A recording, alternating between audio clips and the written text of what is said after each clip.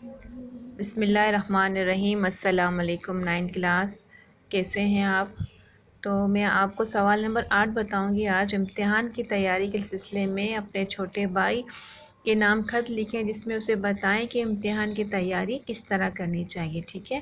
پھر آپ کمرہ امتحان لکھیں گے، کمرہ امتحان کے بعد جو ڈیٹ ہے وہ ڈیٹ لکھیں گے، تاریخ، ٹھیک ہے؟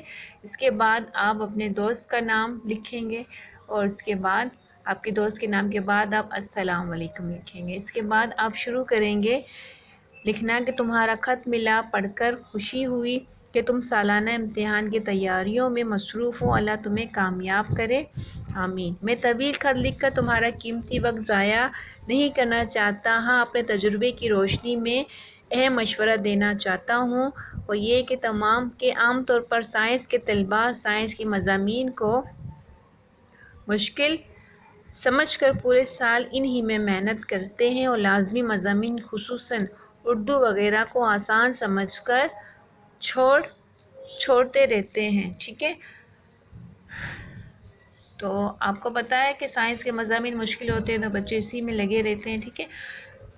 چھوڑتے رہتے ہیں کہ بعد میں پڑھ لیں گے، نتیجہ یہ ہوتا ہے کہ وہ پاس تو ہو جاتے ہیں لیکن کم نمبروں سے، جس کا نقصان یہ ہوتا ہے کہ جب ان کے گریڈ نکالنے کے لیے یعنی کہ پرسنٹیج نکالی جاتی ہے تو وہ آسان مضامین جن کو سال بھر نظر انداز کیا جاتا رہتا ہے، ان مضامین کے نمبر کھینچ لیے جاتے ہیں جن میں جان توڑ کر محنت کی گئی ہوتی ہے۔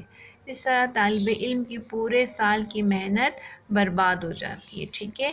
طالب علم کو اپنی غلطی کا اس وقت احساس ہوتا ہے جب وہ اپنے ہاتھوں سے اپنے ہی پاؤں پر کلہاڑی مار چکا ہوتا ہے، لہٰذا میرا مشورہ یہ ہے کہ تم تمام مضامین کو یکساں وقت اور یکساں اہمیت دینا تاکہ آسان مضامین میں زیادہ نمبر حاصل کر کے مشکل مضامین کی کمی کو پورا کر سکو۔ یاد رکھو کہ کوئی مضمون غیر اہم نہیں ہوتا، ٹھیک ہے؟ دوسری بات یہ ہے کہ بعض بچے اپنے والدین، دوست و احباب اور آنے جانے والوں پر اپنی پڑھائی کا اثر دینے کے لیے دن بھر کتابیں پھیلائے بیٹھے رہتے ہیں، یہ وقت کا ضیاع ہے۔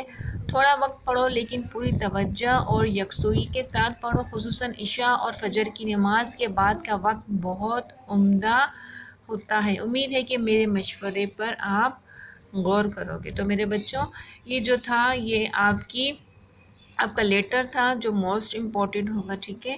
یہ آپ کو یاد کرنا ہے۔